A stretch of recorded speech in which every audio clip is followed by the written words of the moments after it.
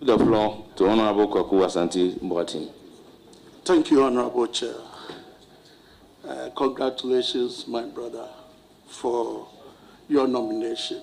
And I want to put this on record that there's one appointment that I personally am happy and comfortable with. Because all in gathered here, most of us here, about 70%, may not be able to handle that ministry. Handling Ministry of Employment and Labor Relations require some specific personality. But you look at the composure of my brother, Honorable Pelpuo, his comportment ever since I've known him in this house. It takes somebody like him to handle labor matters. Like previously in the MPP government, we saw that of Honorable Ignatius Bafo Awua. And I must say that if you don't have that comportment and temperament and character, you will not be able to handle that ministry. So I believe the president was very careful, and it's a good nomination. I must say that. It's selecting you to the labor ministry. And looking at your background, I have the belief that you have all that it takes to handle the ministry. But my first question, Honorable Chair, if you look at Section 13 of the Civil Service Act, 1993, the ministry that you're going to handle, you're supposed to initiate, if I have the indulgence of the chairman, I may read. Chairman, I want to read a quote from the session. Go ahead. Initiate and formulate policies taking into account the needs and aspirations of the people. That's A, 13A. B, undertake development planning in consultation with the National Development Planning Commission. And C, which is critical, coordinate, monitor, and evaluate the efficiency and effectiveness of the performance of the sector. All of us know that looking at the working force in government sector, we have about 688 employees. But we also realize that there's low productivity. But if you go further, one of your key or critical issues as a function is to ensure fair and equitable wages and salary for employees of all sectors in the economy. In the light of low productivity, even some are advocating that we may have to even reduce. Honorable Asante Mboatin, your question, please. How do you, in the context of low productivity of the public sector, try and ensure that there's fair and equitable wages for the sector? Looking at the low productivity of the sector at well, how do you superimpose the two?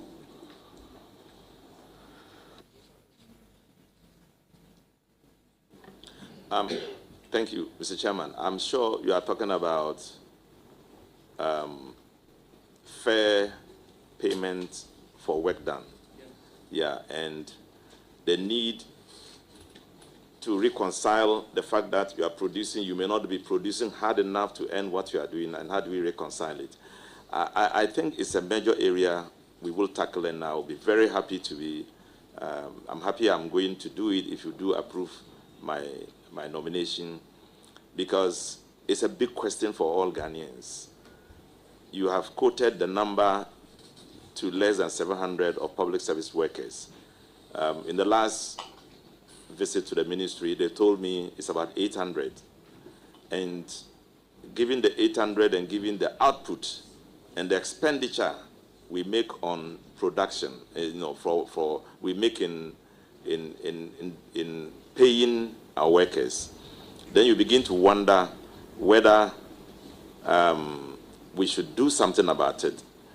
I know that the Ghanaian worker is very conscientious, very hardworking, very committed, but we need a kind of policy direction to help him to produce more, so we can pay and know that we are paying something worth the while. So thank you. It's an area, very, very important area, and I thank you for this question. We would be committing ourselves to working at it. Thank you very much. You are entitled to. Yes, please.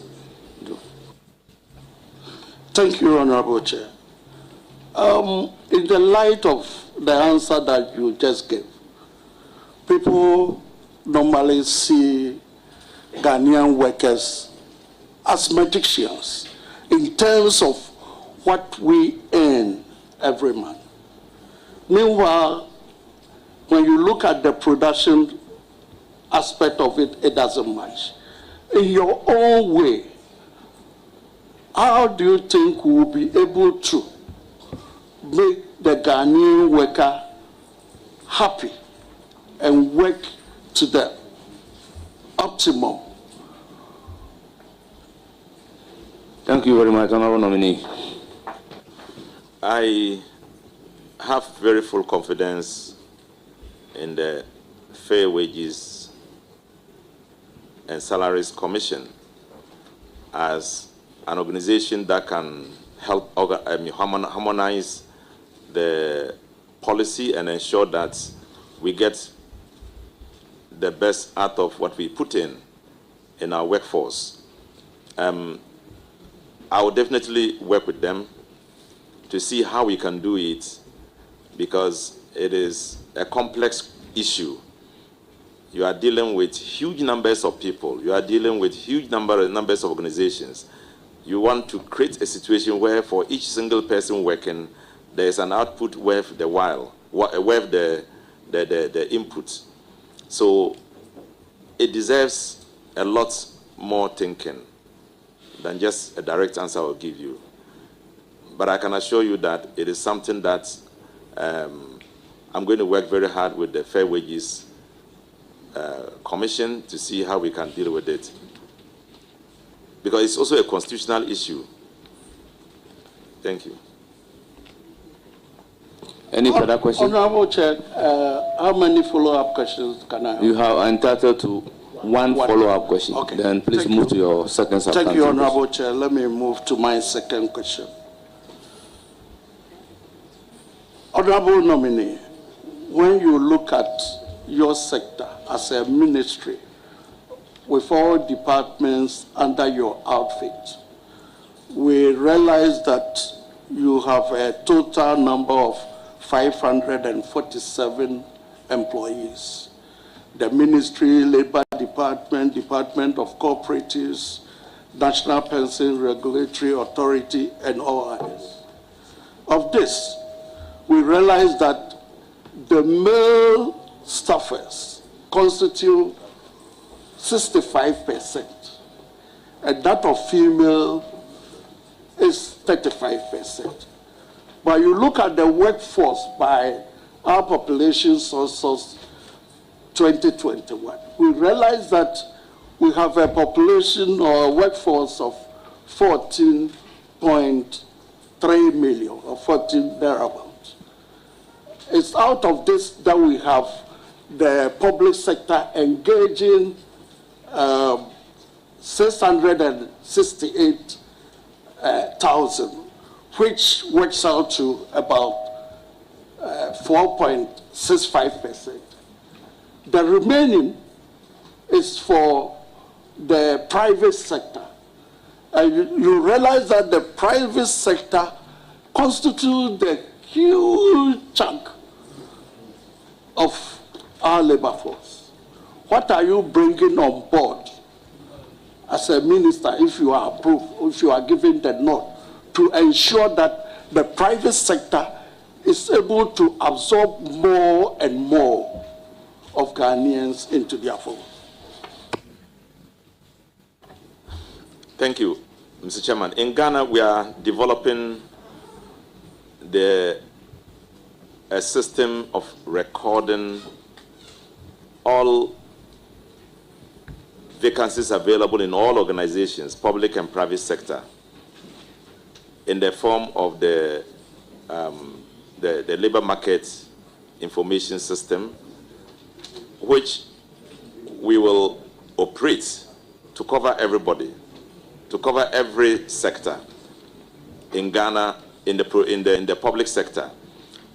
What I would do is to encourage the private sector vigorously, to encourage the private sector to be part of it, to be part of the overall harmonizing effect of recording in a big data all working institutions, all institutions, and creating all the vacancies that are available in the institution, publishing those vacancies in the information system, and allowing advertising for people who are looking for jobs to be able to look in and be able to apply for those jobs.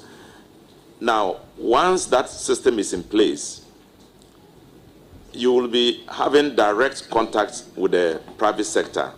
You will find which areas in the private sector are where are available for jobs for the people of Ghana, and you will work to encourage those areas. And indeed, what I want to encourage my government to do is to ensure that we embark on a system of providing support for private sector inputs into the economy, creating opportunities for people to get credits and investing in those credits, and therefore creating opportunities for people to get jobs.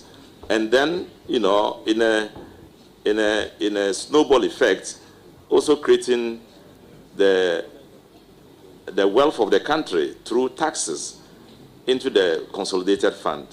So actually, the private sector is not differentiated from our economy. It's a very key concept, part of our economy. And so encouraging them to do anything. I remember, be brief in your answer. Kindly be brief in your answer. So we will encourage them to produce as much as they can, and we will support them. Thank you. Thank you, Honorable Chair. Follow-up question on that. Thank you, Chair. As a follow-up question to that, I gave you the numbers with regards to employees within your outfits, which is a total of 5,647. And the indications are 65-35 in proportion, male, female. But when you look at the population census, we are almost the 2021 census indicate that female are 15.6 million and males 15.2, almost 50-50.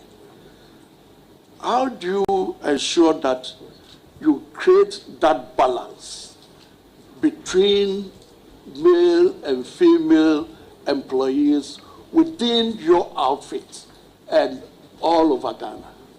I believe the women here are listening to you, and your wife. Honourable Member, I will allow that question, but treat it as a substantive question. The gender balance.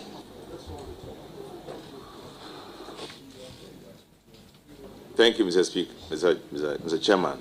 Mr. Chairman, this is something we have taken care of in our manifesto, and we call it leveling up, creating a balance between female, male, youth, adult, creating an avenue for all of them to be involved, and creating equity in job creation and in employment avenues. Thank you, Mr. Chairman. Thank you. I'll proceed to give the floor to Honorable Yusuf Suleimana.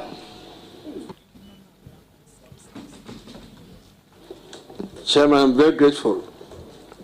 Honorable Dr.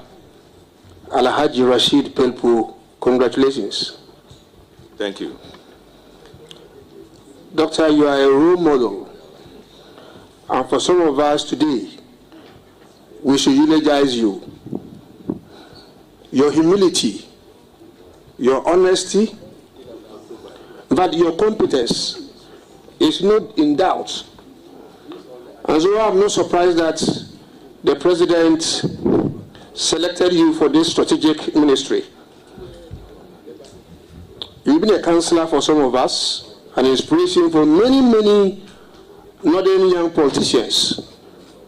We can only wish you well. Inshallah, the good Lord will guide you as you move every step. We leave you in the hands of God. Wassalamu alaikum wa rahmatullahi ta'ala wa barakatuh. Thank you very much. Wa Thank you. alaikum salam wa rahmatullahi wa barakatuh. Thank you very much. No. Two subject matter committee members. Honourable members, I recognize another subject matter committee member in the person of Honourable Frank Afriye. You have the floor. Chairman, I'm so grateful, and with your leave, let me congratulate and wish my senior brother all the best.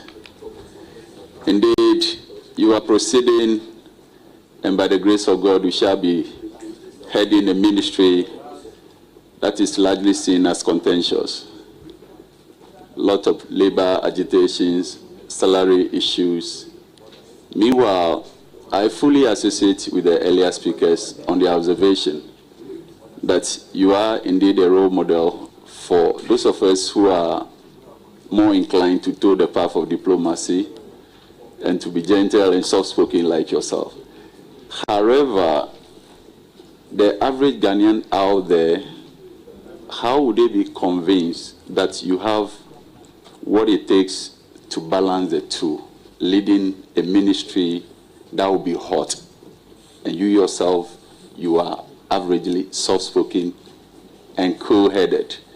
What is your biggest tool yet in your toolbox? Thank you, Mr. Chairman.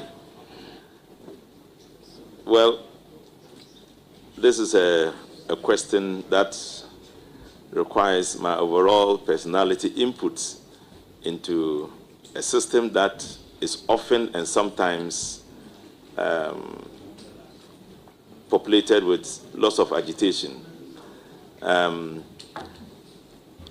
I believe that if you are quiet, if you are gentle and you are thoughtful, it's easy to find answers to many, many problems. One of the greatest problems we have in this world is that where you are in confrontation with somebody and both of you are angry, you can't solve the problem. Somebody has to be thoughtful and quiet. Thank you. Thank you very much. Any further question? Chairman, best wishes to him. No further question. Thank you. I'll proceed to give the floor to Honorable Patrick Yawbama.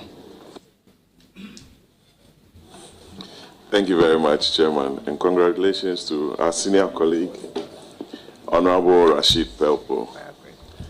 I have 3 questions for him, and the first one, I'll proceed to lay the foundation to that question, a very important one. It's on pensions, and since the inception of Act 756, Act 766, that's the Pensions Act, as amended under President Kofi, which significantly sought to unify all the pension regimes, including doing away with the then Cap 30. Just to refresh your memory a bit, Cap 30 has been in place since 1950 under the British Colonial Ordinance, and that's Ordinance 42, popularly known as Cap 30. The rationale and objective for the unification was, among other things, to improve retirement benefits as well as to ensure equitable contribution of all manner of employees, both government and private sector employees. To date, governments haven't been able to implement the unification program, resulting in injustice to some sections of the Ghanaian workers at the expense of others. For example, all workers under the security services do not contribute to their pensions and still enjoy the benefits under Cap 30, while employees with the civil service, Ghana Education Service, Ghana Health Service, Judicial Service, Parliamentary Service are contributing to their pensions. With this background, would you consider, as a matter of fairness and justice to all employees, to ensure the unification of this? Thank you. Thank you. Definitely, I will consider working towards a unification being a point of understanding that will create lesser controversy from institutions and organizations negotiating on their own at different levels. If you have a uniform and unified approach, I'll go in for that. Thank you. Thank you very much. As a follow-up, so you are assuring the good people of Ghana and the working public of this unification that we spoke about? As I'm still not the minister, but I'm giving my own opinion. If it coincides with the thought structure of the ministry, definitely I will go in for it. Thank you.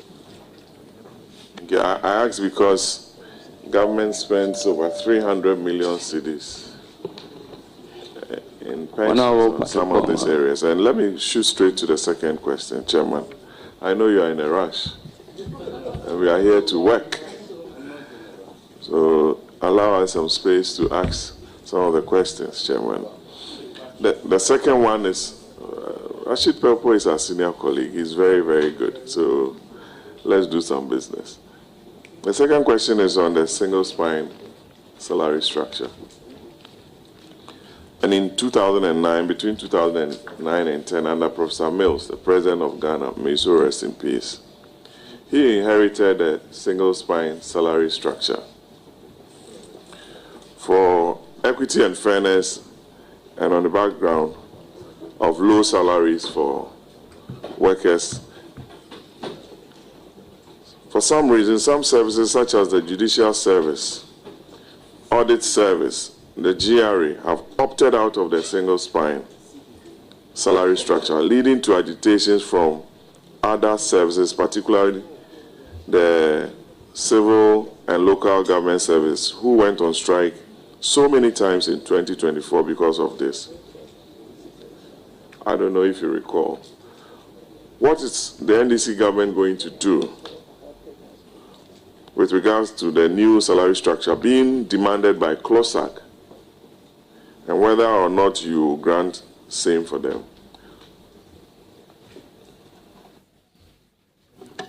Thank you very much. I know that this is one of the key areas of concern, the review of the single spine salary scheme.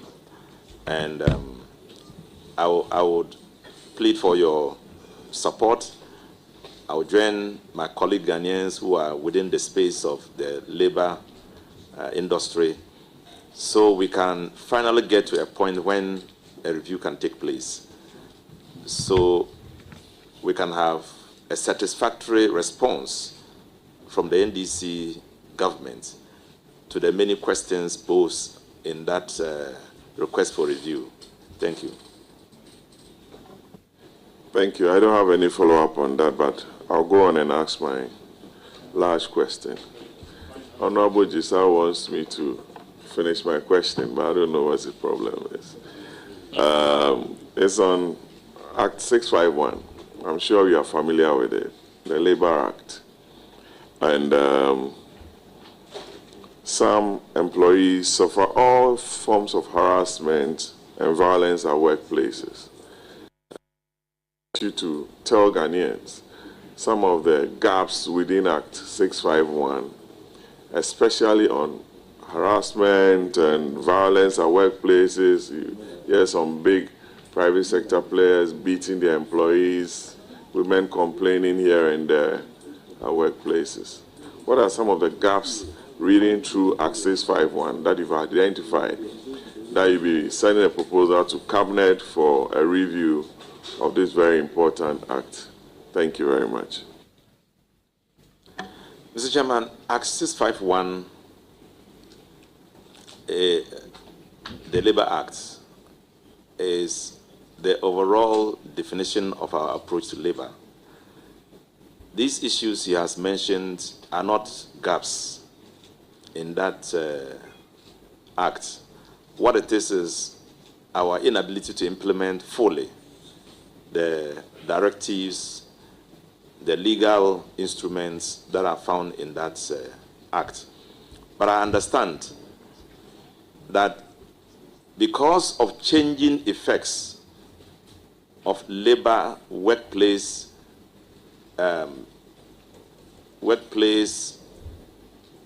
reforms, because of issues about technology coming into our work life, and etc., there will be the need to look at it again to see how we can review it to commensurate with present changes and effects. And he, being a lawyer and a friend, I'm very sure with his deep interest in it, he will be a key person we can target to get resource, as a resource person in this effect to try to get the Labour Acts reviewed and maybe amended. Thank you. I have just a follow-up on this, maybe for a fee when I'm consulted. Will you, from what you said? The bar must prosper. Rightly so, Chairman. With all that you've said, would you consider increasing the retirement age from the civil service and the public service? Mr. Chairman, there's a lot of talk about increasing the retirement age now. Some say up to 65, some say up to 70. They are still strong. Why should they retire? I think it should come as a result of a harmonious decision. We would need, as Ghanaians, to reconsider or to consider whether it is time for us to do so or not. A minister, somebody who is nominated and facing the possibility of being accepted or rejected, might not be able to make a strong point there. But I will go along with the many who will pose a view that there is a need for a reform, given our economy and our capacity to deal with it. Thank you. My dear brother, congratulations. Katuma. Oh, Abison, thank you. Thank you very much. I proceed to recognize Hajia Ladi Ayamba, Honorable.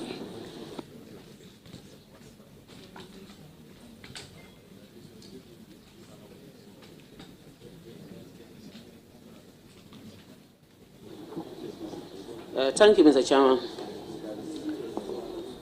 Let me proceed by congratulating the nominee. I have, for not less than 30 years, observed your demeanor. I'm not surprised about it. The issue of being slow, gentle, diplomatic, and whatnot has never affected your output. So for me, I know you will do it as expected, and inshallah you will do it. By the grace of the Almighty Allah, you will do it. But there is a very simple question I want to ask. And Mr. Chairman, let me precede it by the 24-hour economy. And the fact that started now. It has started. Honourable member, address the chair. Please proceed. So the 24-hour economy is a very laudable policy that His Excellency John Dramani Mahama, I know, will ensure that it happens, it works, and it's something we are all looking up to. We are aware that the 24-hour economy will ensure job creation. One of the areas that our opponents hyped and spoke about so much was Agenda 111, which is supposed to be doing with hospitals. We have a lot of backlog of nurses and doctors waiting, and we have so many hospitals running with either 2 or 3 doctors.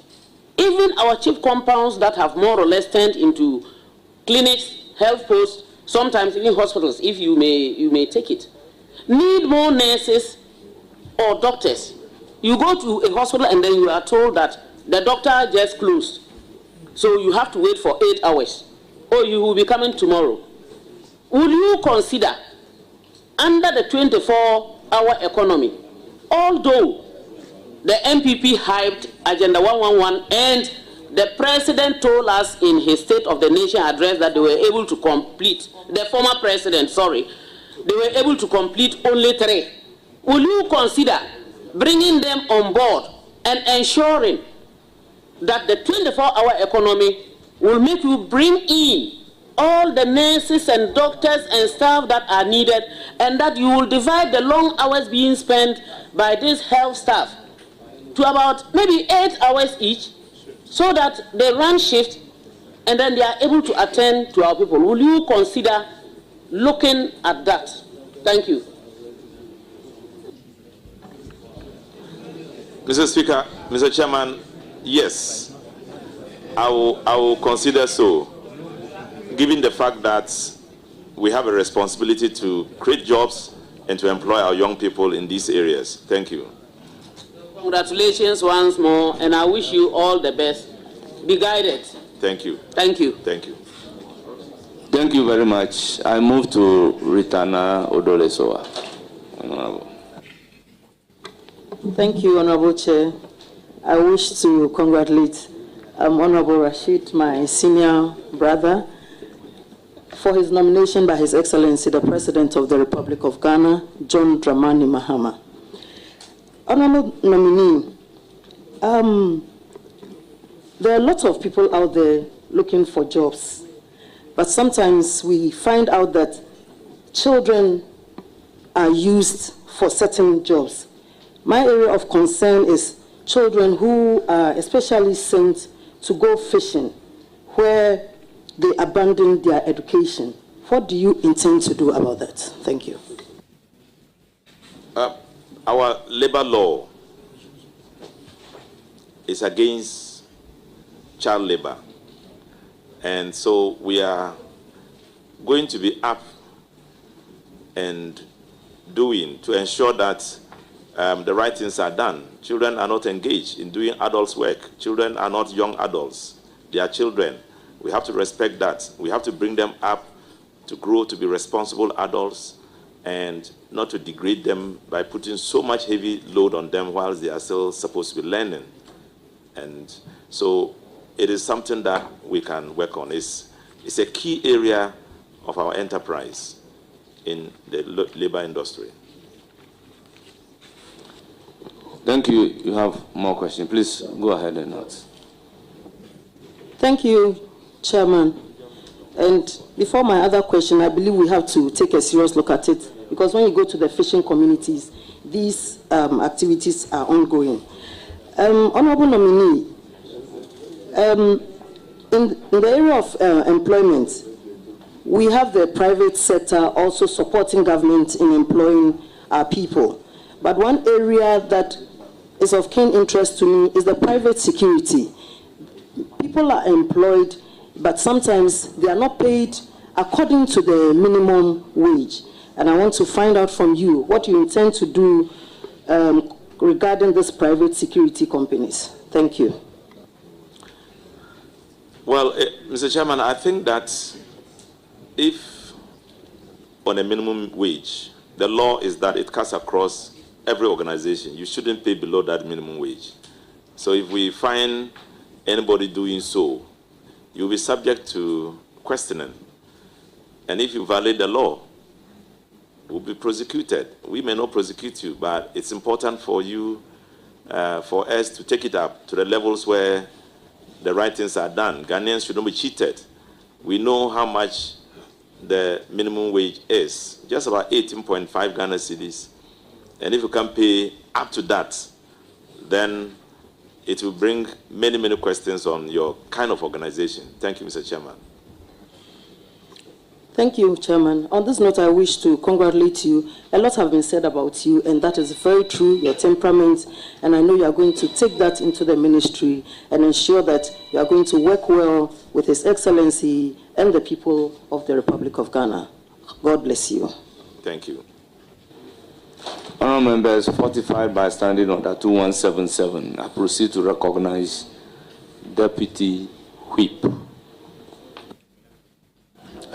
Thank you, Chairman. I'd like to congratulate you. I think I will also join my colleagues to say that you've been not only a leader, but a father to many of us in the chamber. Chairman, my question to him, I intend not to ask you a question because you are a six-time member of Parliament, a former leader of Parliament, a former minister. You know, you have it all. But there was some news that I cited in some section of the media to the effect that you said youth who are unemployed in our country can go and cut grass where they breed animals or gather stones and sell where there are buildings. I want a clarification. In which context did you say so? And the first question should be if actually you said so, and if yes, in which context? Thank you, Mr. Chairman. Mr. Chairman, if this question were not asked, I wouldn't have been happy at all. Mr. Chairman, I was at Newsfile. I think it was 2015 or so, and Ghana was getting hot. Campaigning was on for the elections, 2016 general elections. I went to Newsfile and I was asked a question. It was about job creation and about getting people to be employed. I explained that whilst I was coming, I met a specialist, and he explained to me that everybody can work. And when he said so, he cited those examples. He said that if people are not employed, if people want to be employed, they can be employed on their own. Even if they have no education, they have no skill, they could still work. And he cited the example of a person living close to a place where buildings are being constructed. And he said, if you live within that space, that area, and you feel you are unemployed, you can create a job for yourself. He didn't say graduates, because I heard people saying, I said graduates. I never said that. So that person said, for persons who are unskilled and not educated, and you live close to a place where construction is taking place, you could gather the stones there. You could gather stones there. At the time, stones were, the trip of stones was about 1,200 Ghana cedis. And he said if you did so, those stones could be sold and you earn something for yourself. And then he also said that if you live in a place where there are breeding animals, with such a person as I described, you could also cut grasses and sell to those people and you will earn something. In this sense, that single person who has no education and no skill can still be employed by himself. So I cited that, and then they captured the part I was explaining that alone, and use it a lot. I saw it a lot in the 2016 campaign against NDC, that I said they should go and cut grasses, graduates should go and cut grasses, and then, you know, collect stones and all that. Mr. Speaker, Mr. Chairman, I know what I was talking about. And when I realized that people were misunderstanding and misusing it, I was looking for the full tape to play so people can see what I was saying. And I was also looking for the gentleman who gave me that idea to come to Joy News or Joy FM and speak about it. The man cannot be found. So when I saw him the other time, I said, you gave me this idea, I brought it up, and then I'm running into problems. You won't come and explain. You know, I wish you were here. He's, do you want me to call his name? You were there when I was blaming him the other time at Alaji's house. So, Mr. Speaker, it is simply not the case that I'm saying graduates should do so. I was just quoting somebody and trying to encourage my Ghanaian fellows that if you are a nurse and you have the skill, you are better off. You go to a community where there are no nurses, you can set up something on your own. If you have money and you go to a town where vehicles are not sold, you can buy vehicles and send there for sale. If you go to a place where there's a particular product that the people consume a lot, you can go and produce that product and send it there. That's a bigger form of it. That was just a basic example. Other examples could take place. If you go to a place where there are no computers, you can send computers there for sale. If you go to a place where people don't have electronic knowledge about anything, you can go and set up an industry there. It is to give perspective to the Ghanaian workforce so we can find within ourselves the capacity and the means to earn a living. Thank you. Thank you very much. Any further question? Yeah, Chairman, just a follow-up on this one. Your explanation is clear. And then now I think you being sent to a ministry that will definitely have a responsibility of job creation, workers' welfare, and the rest. Will you consider the grass cutting and the stone gathering as part of the 24-hour economy to help reduce unemployment?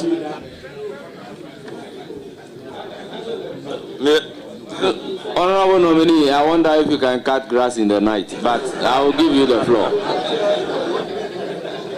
Mr. Speaker, you know, somebody called me from his constituency the last time and said, you said something and people misunderstood you. And he said, I swear to you, I'm now a graduate because I grew up and saw my father carrying leaves for sale. I grew up, and as a student, I work on it, and it has helped me, and I'm a student. I'm a graduate from his constituency.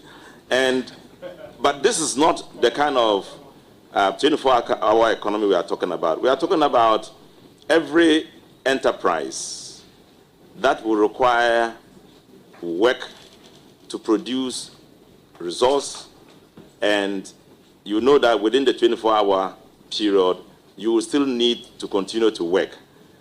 Our policy is to support you to do so, to energize you to do so, to find the kind of incentive for you to be able to function properly and effectively, create more opportunity and produce more.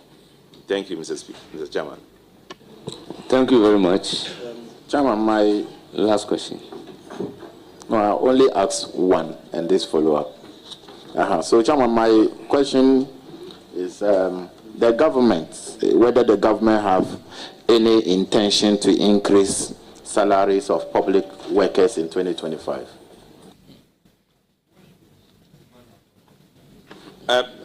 Thank you, Mr. Speaker, Mr. Chairman. Mr. Chairman, it's one of the key areas under negotiation right now.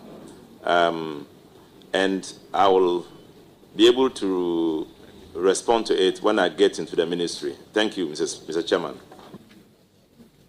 Chairman, I won't ask any third question except to say that we wish you well, and we know you will continue to guide us as you guide us. You always show leadership. Even coming back to the 9th Parliament, I was surprised because my sister Hajia Humo put a very spirited fight to take you off. But at the end of the day, you still show that you are a leader. But we beg you, don't come back again. Let Hajia Humo come back. Thank you. Thank you very much. Under the same provision in our standing order, I recognize Jerry Shaib. Thank you very much, my very respected chairman. Mr. Chairman, just to follow up on Honorable Ritana Odelesowe's issue on child labor. So we have about 160 million children involved in child labor globally. In Ghana, as we speak now, the percentage for child population between 5 to 17 years, it's about 21%, which is alarming. I recently watched a documentary on CNN, and it was somewhere in the Volta region, and it was specifically about fishing. I want to know, first of all, what accounts for this problem of child labor, in your view? And how do you practically intend to provide some solid solutions to child labor? Thank you. Mr. Chairman, a few years ago, Chairman Sir Bonsu was still our majority leader. There emerged a problem with the European Union. The government wanted to address the problem. Chairman Sir was asked to lead a group. He, along with my minority leader, Haruna Idrisu, were asked to go and to solve the problem. One of the key areas was that they won't buy our cocoa because we use child labor. We are transferring money into the European Union illegally, and etc., etc. So I went with the two, plus three other members of parliament, and we went to the European Union. Their key concern was with the issue of child labor. One of the solutions, one of the explanations we gave was that in Ghana, when a man is going to farm, they take their children and they go to work. When you go to see them, you don't say they are engaged in child labor. If a man is a blacksmith and then he goes, or let me say, a plumber, and he's going to work, sometimes he gets the child to carry his things if he's on holidays, and they go and work and then come back. Now it is a work culture, and that has progressed into present work conditions where people take their children to work. But beyond that is the fact that sometimes people particularly go for children and take them to rivers and sea to go and look for fish in very, very traumatic conditions. And I mean, tragic conditions, because sometimes they die and sometimes they beat them. Growing up becomes a problem. So it is part of the labor law, 2003 labor law 651, that we need to eliminate child labor in our workforce. And we need to make it a criminal offense so that nobody can do it and go free without reason, any reason at all. That will be given by the violator of using child labor. Thank you. So definitely I will make sure it becomes a priority area in my commitment to create any value at the ministry. Thank you. Honourable members, I was part of that delegation, and it was interesting to note that from the European Union Parliament to to visit our ambassador, we saw a child and a father on a tractor plowing at Brussels. Thank you very much. Do you have any other question? Yeah, thank you, Mr. Speaker. I should have mentioned you because you were a key member of that group of people. Thank you very much, Mr. Chairman.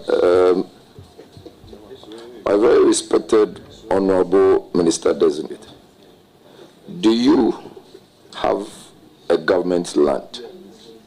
Have you acquired a government land?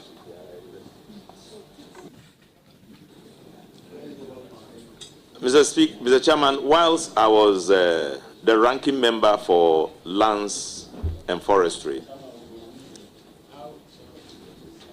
at the end of, during the 4 years, we were informed that every single time the land committee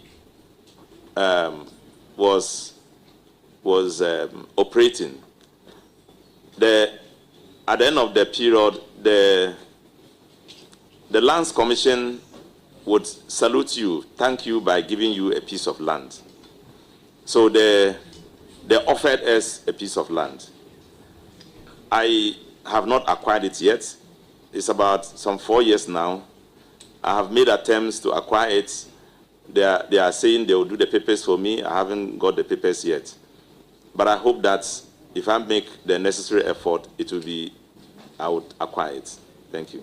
And I agree with you. I don't think it's a problem to have it lease engrossed in your name for the period you served on whichever committee you claim. Just my last question. We've had issues of foreigners in our workspace. And the complaints that we numerously get is the maltreatment to the Ghanaian people who are working for most of these foreigners. One of which is harassing them, another is beating them, another is underpaying them, and all manner of maltreatment. Is there any assurance from you that these people, under your watch, are going to be safer and better off wherever they are finding themselves? Thank you very much. Mr. Speaker, human rights is one of the areas I particularly show direct interest. In fact, when I even watch television and I see people suffering elsewhere, it hurts me.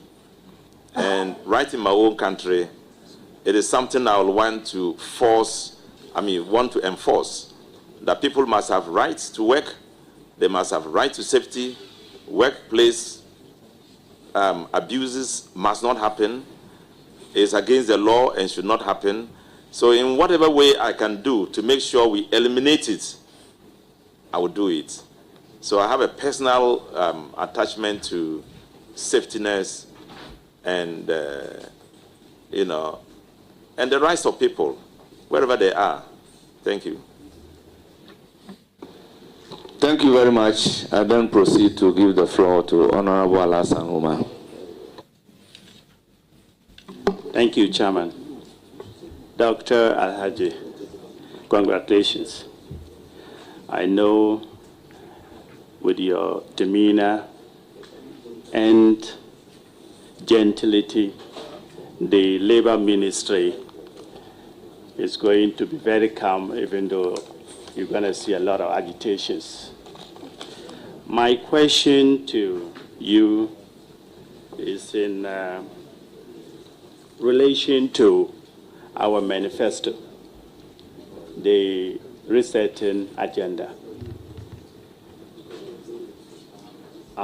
If you look at, I think, pages 26, it talks about National Employment Trust. And this National Employment Trust will fund SMEs operating 24-hour in the following sectors. All what I want to know is are you prepared to help His Excellency implement this? Thank you. Mr. Chairman, His Excellency has great vision for this country, and I'm prepared, definitely, to be part of it, and I'm happy I'm being considered to be part of it. So the answer is yes. Thank you, and I wish you well. Thank you. Thank you very much. Honorable Muhammad Shaibu.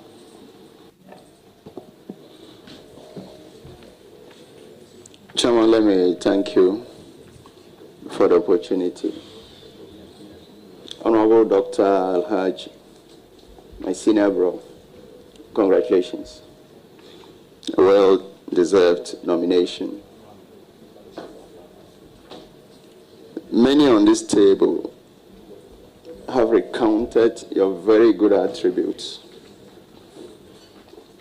Indeed, trust that I want to ask a question about your integrity and your competence that you have earned and you have bagged it. What many don't know, and indeed the NDC needs to celebrate you, is that today, just like religion, that many people fought for religion that we worship freely today, you were the pioneer tertiary education institutions network called TAIN. Many in NDC do not know that you are the brain behind the formation of TAIN. I want to put it on record today that you ought and you deserve to be celebrated. I was happy many years ago to have worked under you as an executive when you were forming TAIN on the campus of University of Cape Coast. Thank you so much for that. We have said a lot. My learned friend Patrick took it through Act 651 on the harmonizing and then harassment. Let me move away from there briefly. My other learned colleague brought it to the labor front in terms of harassment by foreign entrepreneurs. Now let's go back to the external. In recent times, you will have companies advertising for labor for people to be sent abroad for greener pastures. Indeed, there are many of them dotted on the internet. Some you cannot even trace to their offices. Now, innocent Ghanaians will normally apply, pay huge sums of money. Now, for some, apart from being duped or defrauded, the unfortunate ones who will find their way out to these so-called greener pastures are subjected to horrifying conditions. And footages on social media for the past 3 years would show horrifying accounts of some Ghanaians who, in the name of labor, going for greener pastures, people take them there, they don't know what to do. They get there, their passports are confiscated, and they are subjected to various forms of Honorable Shaibu, your question, please. Honorable Minister nominee, I know this has been brought to your attention, or you have stated. Please tell us what you will do, what policy you would put in place to curb or curtail this. Thank you. Thank you, Mr. Chairman. Mr. Chairman, I have already indicated that Act 651, 2003, labor law is very categorical in pointing out that child labor is unacceptable within the province and working environment in this country is not allowed. So the policy you are asking for will be defined in accordance with the principle of law stated very clearly in that respect. And I will want to make sure we enforce it to the letter, to the logical conclusion, where people who are cited doing so will be punished in accordance with the law. So it will serve as warning to any other person who would be thinking of doing so, or who would be involved in doing in such a practice. Thank you. Any further questions? Yes, Mr. Chairman. Mr. Nominee, organized labor in recent times has not been that organized. Agitations here and there. Not sure whether it is a legislation problem or a question of practicality. You have studied the labor law. I know you have gone through it. What areas do you think are worth noting and looking at in response to organized labor? Thank you. I think that it's normal in the stream of things to find people agitating for more, because society is dynamic. Changes occur all the time. The cedi, the worth of the cedi fluctuates. So as we go along, people are found not to be getting the worth of their input. So there are agitations and requests to increase and all that. So these things are normal. They will happen all the time. What we would do is to understand this trend of affairs, first of all, and then to now tackle the issues as and when they present themselves. It will not be easy to give any firm response to it at this particular instance. Thank you. Mr. Chairman, let me wish the honorable nominee Allah's blessings and Allah's guidance in your new role. Thank you so much. Thank you. Yes, I proceed to give the floor to Honorable George Kwaku Ricketts Hagan, Vice Chairman. Thank you, Mr. Chairman, for the opportunity to add my voice in congratulating my brother, Dr. Rashid Pelpuo. Doc, congratulations. Thank you.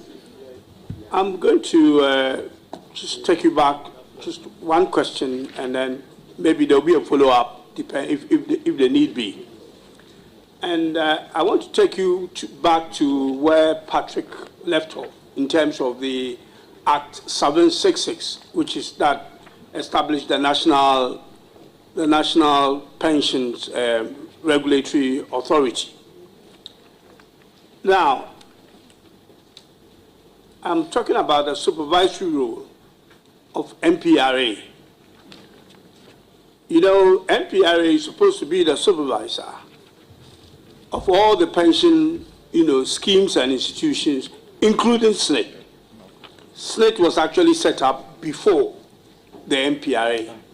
Recent events that we are all aware that happened, at SNIT, which is quite unfortunate, in an attempt to offload some of its assets.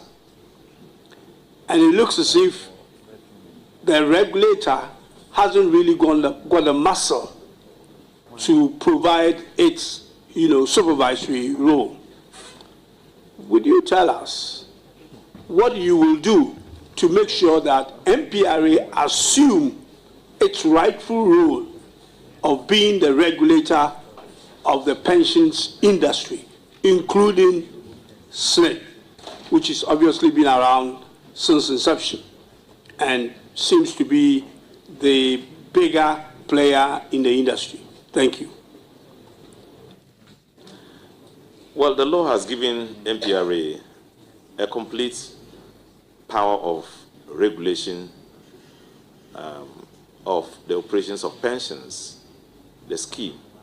at all levels, tier 1, 2, 3. And so I don't know what I can say beyond the law that function that provides it to produce those functions that it operates with. So I will only say that when I get in there with your approval, I'm going to study further the issues to see whether it's exercising its full role or not, and if there are any lapses, whatever whatever can be done to help us, repair those lapses, I will definitely help to do it. It has to function as a regulator, and that function cannot be undermined and should not be undermined by anybody. Thank you. Okay, then my other question, I was going to make it a follow-up, but I think I should make it a second question. And that is to do, again, with the Act. Since the new Pensions Act actually started, and because of the ratios that were done, SNIT now gets less money than it used to when it was dominant, the only and the dominant player in the industry. As a result of that, the contributions that come to SNIT looks like it's actually not adequate to pay for pensions, though it gets invested, to pay for people who are on retirement today. And that figure seems to be going down. And I think there had been, ILO had said that if care is not taken in the next 5 to 10 years, the payment of pension will become a difficult area for people who have gone on retirement. What is your view on that? I don't want to say opinion. What is your view on that? And what would you try and do when you get to the ministry to make sure that that issue is addressed? Thank you.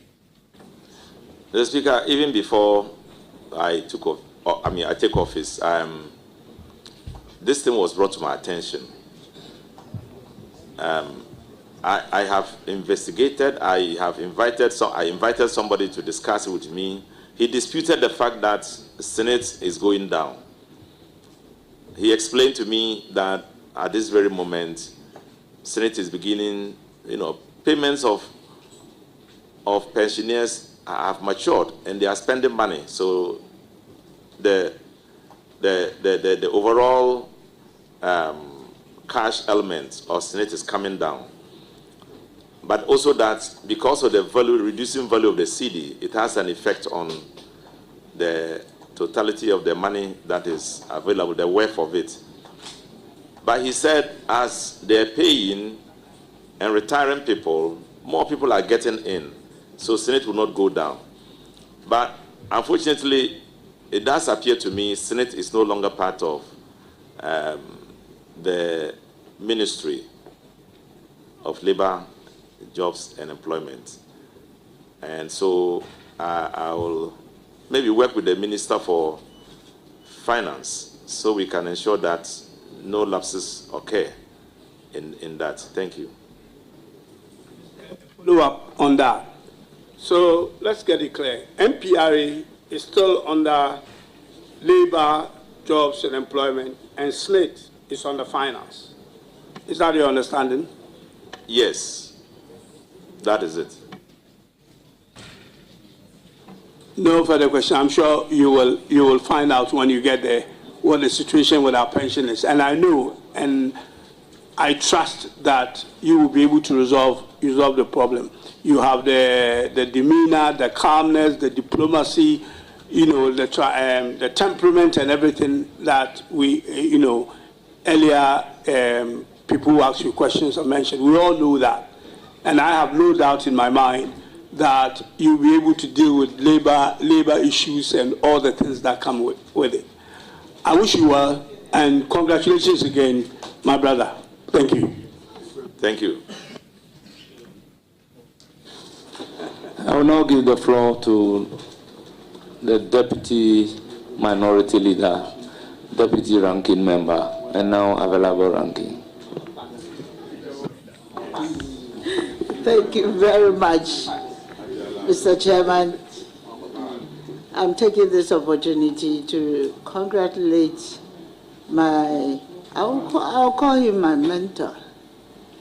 If anybody has been interested in my progress and my work in Parliament, I will name one person, that is Honorable Pelpuo, who has always been encouraging me, dragging me to committees, especially with the population census. We started together, and he was always encouraging me to do what is right and encouraging me to take up certain path.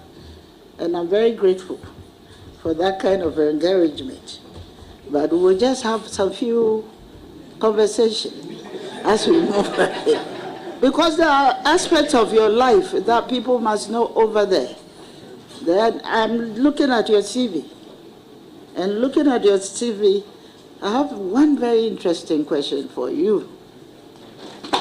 Honorable, you are a Muslim. Should I confirm that from you? Are you a Muslim? Yes, I am. Yes. Since this is a house of record, I just saw on your CV that you are married without telling me whether it's 1, 2, or 3, or whether you're going to add me to the batch that I already have. So you are married. How many wives do you have, please? Thank you, Mr. Speaker. I have two wives in my life. Thank you very much. And you are sure the 6 children are all the declared properties you have? Thank you. Yes, Mr. Speaker. I have 5 from one very committed, dedicated woman, a lawyer, and the second one from another one who is also a very committed, dedicated lady.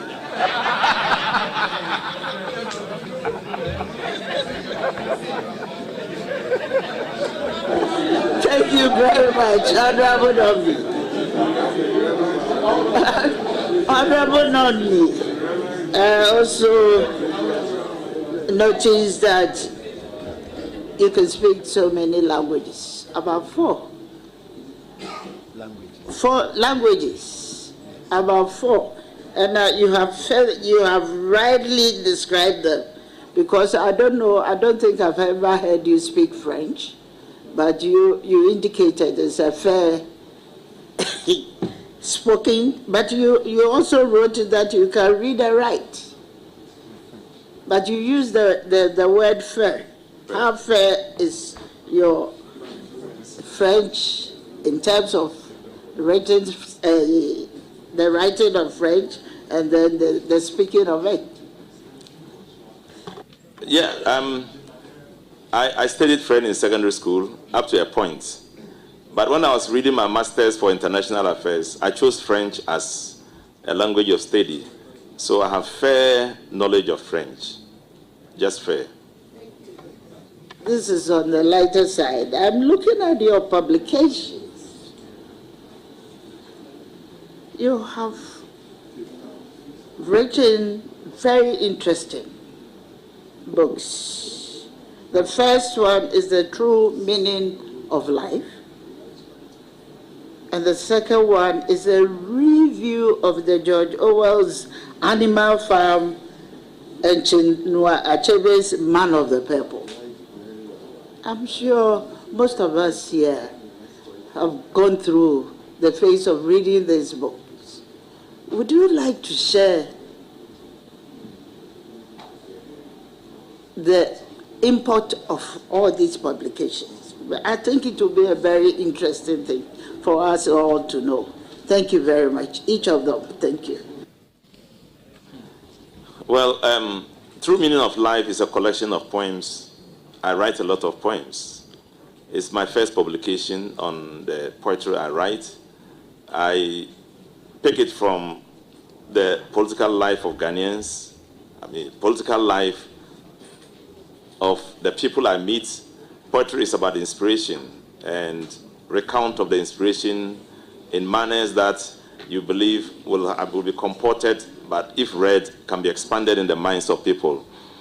So I have written about philosophy, the philosophy of life in the book, poetry, poems on that, about love, about Africa, and the challenges we face as a people. Those are all captured in poetry and are in that book. I can give. The book has been studied, has been reviewed and approved for the GES. I sent it to them, they reviewed it, and it's been approved for GES. Just that I haven't gone ahead to get it published and spread in that direction. Then the next one you mentioned is about the Joshua and then Chinua Achebe's Man of the People. If you look at it, you say you write is Rashid Pelpuo et al, meaning with others, with somebody else. Because of my deep love of poetry, of the arts, I've read a lot, and in those books you will find that each of them treats a life of society from the political perspective, and how that, when you read it, it shapes up in defining how society looks like. So I picked it out from there, and then got the political sphere they point to. And then this other guy who I worked with also put the artistic value in it. And so you have an article published in one of the best journals in the world.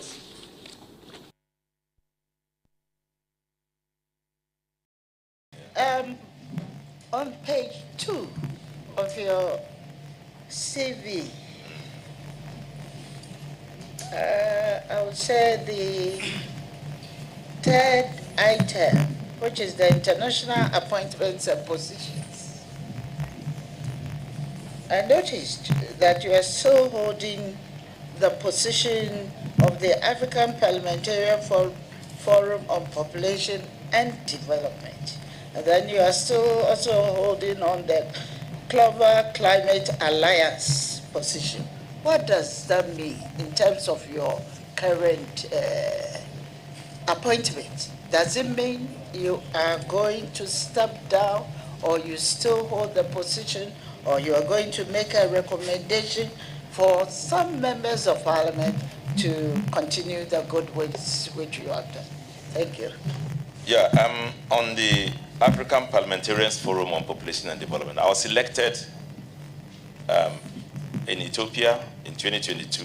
It's an elective position, and it involved almost all African countries involved who sent their representatives, and I presented myself, first elected as the West African president, and then I got onto the African scene and was elected as the president for African Parliamentarians Forum. But it's a 3-year term and ends this year. I don't hope to continue. I don't hope to contest again. I will encourage somebody else to contest. In fact, I won it for the rest of West Africa, not just for Ghana.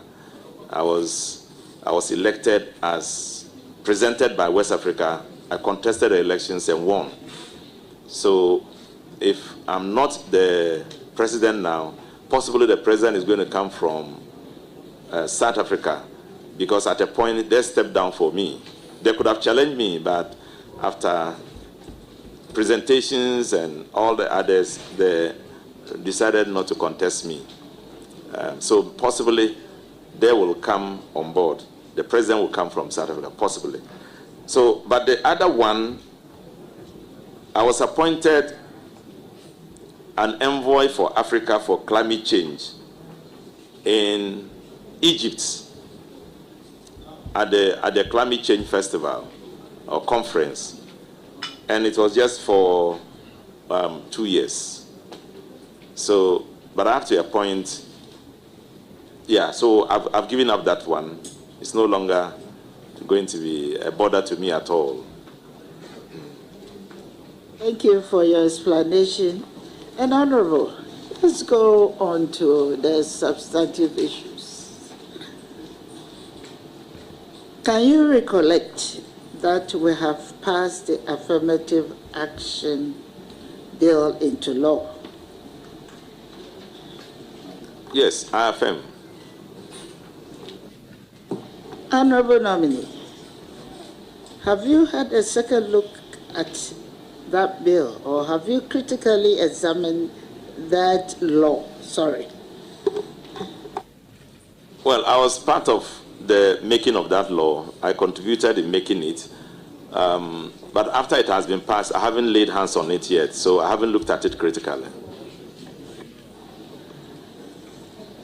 The reason why I'm asking you this question is that I want to create the awareness that you have a critical role to play in the implementation of the law. So, my humble advice, I don't think I'm going to further ask you any question. Some of the questions have already been put by but my humble advice is to take up the law again and then try and study it.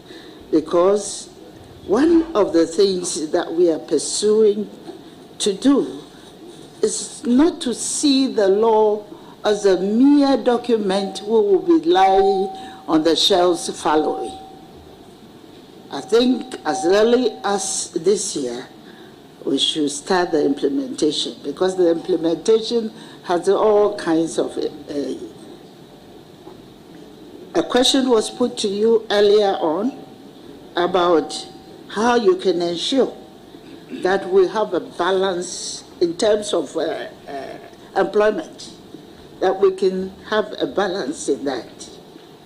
If you don't put on your gender lens, I don't think that particular question in which you answered will be achieved as we are doing. So that is what I want. So what can you assure this House? How you're going to ensure that the affirmative action law is widely implemented? Thank you. Thank you, Mr. Chairman. Mr. Chairman, I have already stated very clearly that I'm a pro-gender person. I like to see equity in all aspects of our lives. I like to see the youth, women, men, the adults, and the young person all viewed within a space where none is discriminated against unfairly. And by the dictates of the law, the labor law, it is stated very, very clearly that we need to work to eliminate any kind of discrimination in the practice of engaging our labor force. So, Mr. Speaker, I want to assure her that as far as my ability can go, I'm going to make sure that equity is projected very high. Thank you. Thank you, Mr. Chairman.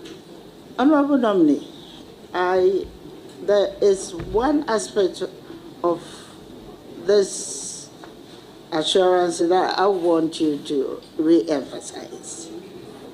You agree with me that maybe it's because you haven't gone through the law again, that you agree with me that implementing ministry will be the gender ministry. So it will require some collaboration. So I want to bring to your attention that there should always be the eye to collaborate with the gender ministry to ensure it's fully implemented. And I don't have any doubt at all that you are going to be the pillar behind the good implementation of the affirmative action law. But let's come to child labor again. Child labor across the country, street hawking in the cities, farming with kids in rural areas, minors engaging in mining communities are some of the instances where kids are being exploited. UNICEF's 2023 report shows that nearly 28% of children aged between 5 and 17 are involved in the child labor. Around 21% of child laborers are engaged in hazardous working conditions. Subsequently, Ghana launched Ghana Accelerated Action Plan Against Child Labor in for 2023 to 2027 to address the issue. Honorable nominee, are you aware of this Ghana Accelerated Action Plan Against Child Labor? If yes, what strategies do you have to ensure the country attains the plan's objectives? Thank you. Mr. Chairman, the ministry has already got an approach, a policy approach to it, and I understand it coincides with our overall perspective of how to fight child labor and how to ensure that we liberate our children from the evil of dragging them into a workspace that they don't belong. Mr. Speaker, I'm going to examine that policy. I'm not going to reinvent the wheel. I'll look at that policy, and then if there's a need for review, we review it and make sure we implement it to the letter. Thank you, Mr. Chairman. Thank you. Honorable nominee, according to the National Labour Commission, there were 27 industrial actions were recorded in 2024. Out of the 27 industrial actions, 21 of these actions occurred in the public sector, with 14 specifically from the tertiary education sector, representing 66% of the industrial actions recorded or threatened by workers in the public sector. How do you intend to mitigate this frequent labor strikes actions in the country? Thank you, Mr. Speaker. Mr. Speaker, as I've indicated, there are already laid down rules that you follow to tackle these challenges with organized labor. And we are going to follow those existing rules. We have key individuals who are well baked in these things. I'm going to work with them. I'm going to ensure that we understand ourselves. A key and major factor in addressing labor issues is to listen to them and to appreciate what they are asking for. And I think I have the composure to do so, to listen to them, to empathize with them, to go along with them, and to let them understand the realities of the times.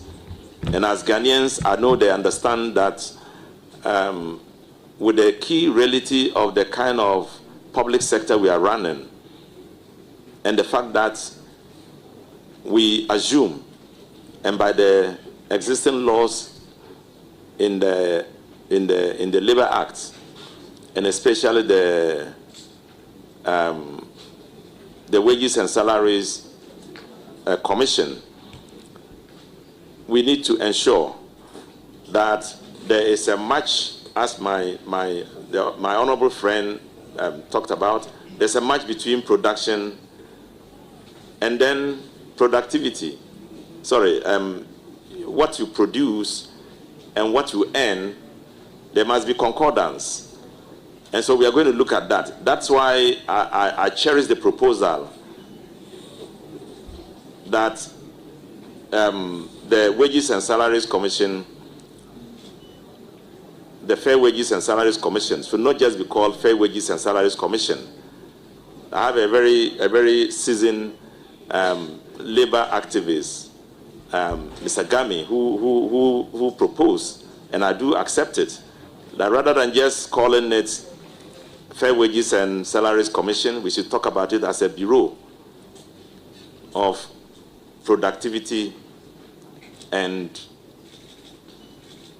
enumeration and productivity. When you capture it in that sense, in accordance with the true concept of it, then you know that when you are going in for negotiation, you should be thinking about the fact that, yes, I have produced, but I must earn something. How much have I produced? How much am I going to earn? So that concordance is very important. That idea to match the two is critical. Thank you. Thank you, Mr. Chairman. Honorable nominee, you know, I'm raising this issue again because on this floor, you are being put down as assuring us to deal with the issues. And you need to understand, that's why I came with that dimension, that you should look at the different dimensions of the issues that are at stake. You can relate it, work as against output and the revenues, but you have given an assurance. So I just want to draw your attention to the fact that it is very important that, as you have already indicated, you are going to have a very close working relationship with the Fair Wages. Honorable nominee, the Ghanaian job market is rapidly changing. It is now being driven by technological advancement and shifting business demands. Climate change and digital transformation will create new needs for the labor market. To remain competitive, workers need to continuously improve their skills, while technical, vocational, educational, and training institutions need to align their training offer with the demands of the employers. Unfortunately, young people often still lack the required skills to find meaningful work. Honorable nominee, if given the nod, how will you collaborate with the Education Minister to ensure that graduates from tertiary institutions have the required skills for the job market? Thank you. Thank you, Mr. Chairman. Mr. Chairman, it is true that technology has changed the face and structure of our workspace. Today, people are talking about the gig or gig, GIG, or working in absentia, which means that you are working and producing without necessarily being present in a particular space. Technology has produced all that. Various types of works are emerging. You see delivery, people doing delivery. Just by a phone call, you can get your food at your table and all that. So changes are occurring in the context and composition of the work we do. And so it demands that new changes will also have to be made in our laws. And that's why I agree on the possibility of having an employment bill that will recapture all these things that are emerging. The changes in our workspace, the technology that is emerging, AI technology and all other technologies and the kinds of job situations, big data systems that are being run by new thinking and new skills and all that. So it will demand a comprehensive view of it, and that will have a direct consequence on a law, a legal frame that will redefine our labor law. And it's something we are advocating for, to have an employment law. Yeah. Thank you very much. I realize that you have very much interest in the employment and the labor setting. Even looking at your background, I don't have any doubt at all why you were chosen as the minister. You have all the right exposure to do that. Honorable nominee, I have in my hand a letter of termination of employment from Passion Air without any good reason. And I believe this is happening in so many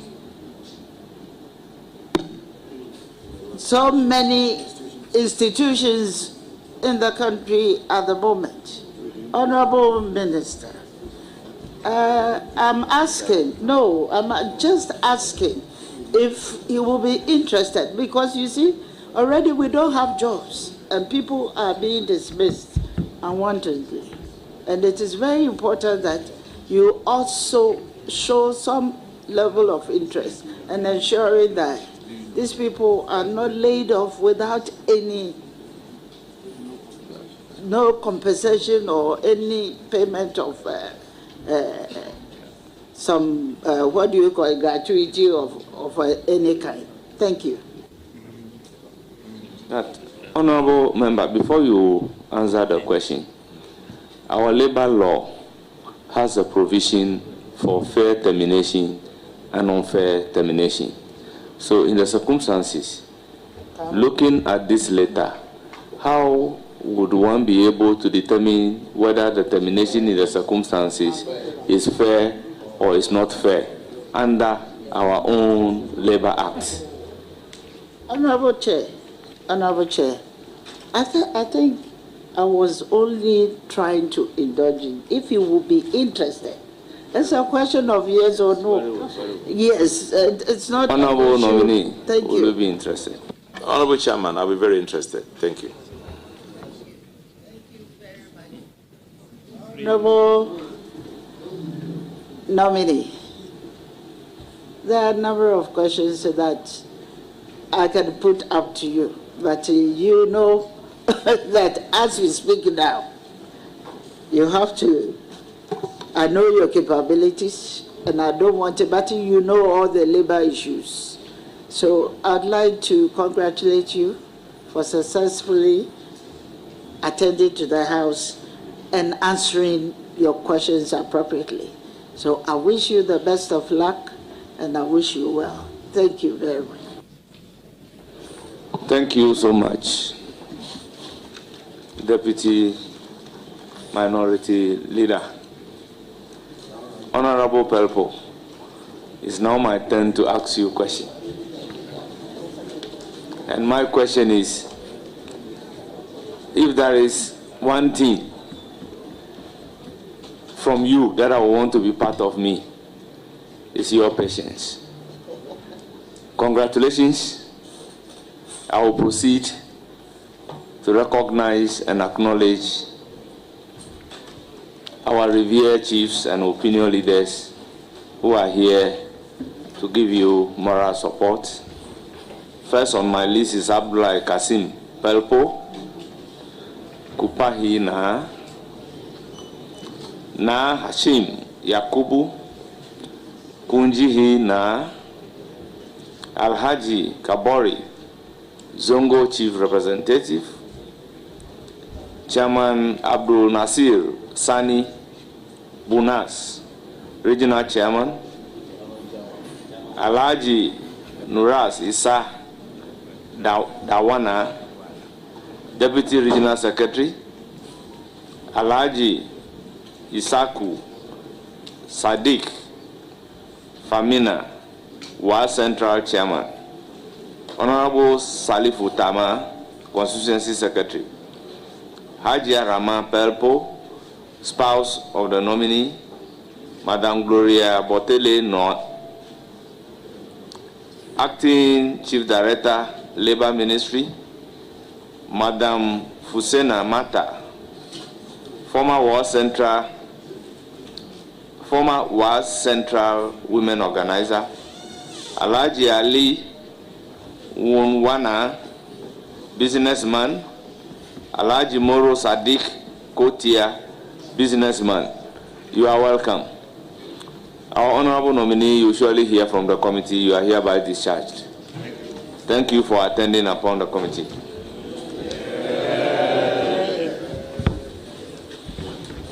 Our next nominee should take the seat.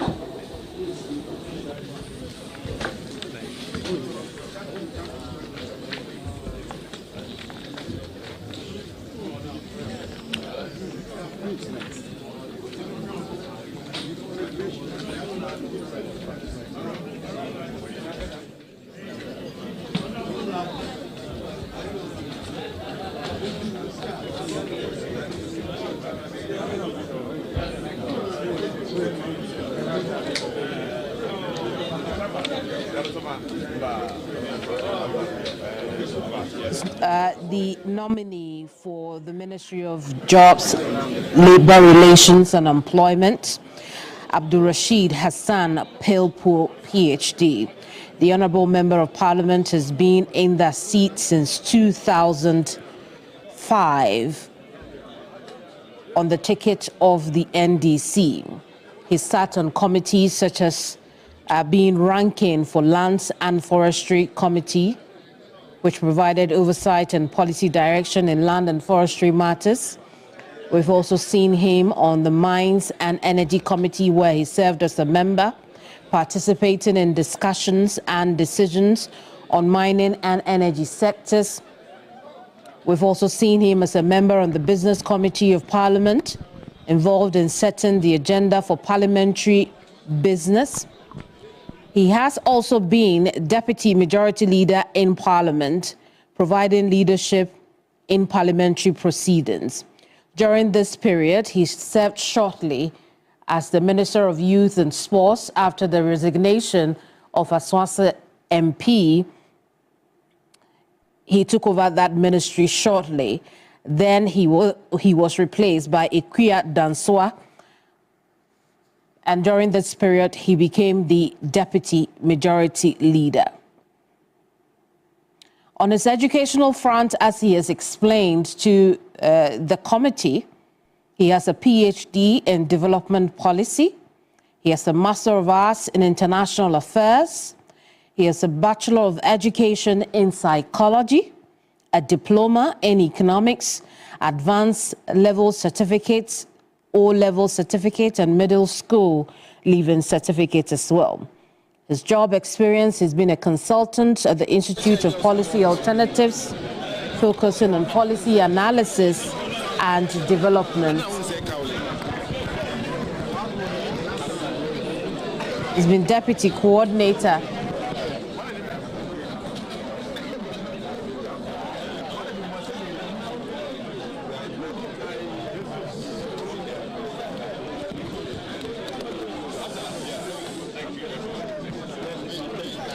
Deputy Coordinator of Finance, National Youth Council, managing financial operations. So he has a long line, a wealth of experience, and you can tell from his engagement with the members of the Appointments Committee. In a bit, we should hear what some of his supporters think about how things have played out so far. But before then, let's take a look at some other people who would appear today, after we have seen or heard from Rashid Hassan Pelpuo. We know that today the committee is supposed to also vet the Ningo Prampram MP, Sam Nate George, one of the big names that are expected to appear today, will be seen shortly. We also expect to see Ibrahim Muhammed Murtala, another big name expected to appear before the members today. We'll also see Notongu MP, Samuel Okujeto Ablakwa, and a few others who are scheduled for today. Remember that earlier we had told you that 8 of them will appear. Now we understand only 7 will appear because the Minister Designate for Health, Kweku Minta Akando, Akwabna Akando has been scheduled or rescheduled for tomorrow. And so there you have it. The committee members are still seated, waiting for the next candidate. While they wait, we'll take a quick break. When we come back, we'll go straight to the committee.